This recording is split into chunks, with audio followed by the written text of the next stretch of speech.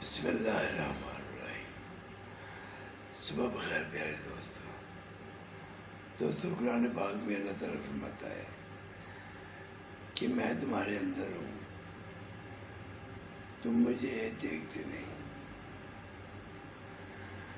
تو پیارے دوستوں، اللہ کا دیدار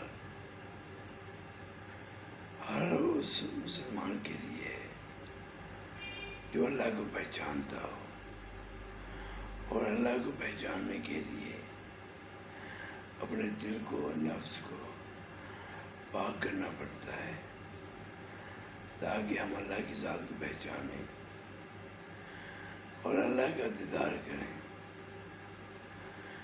کیونکہ ہر انسان جو ہے وہ اللہ کا دیدار کر سکتا ہے، لیکن اس کے لیے اپنے نفس کو پاک کرنا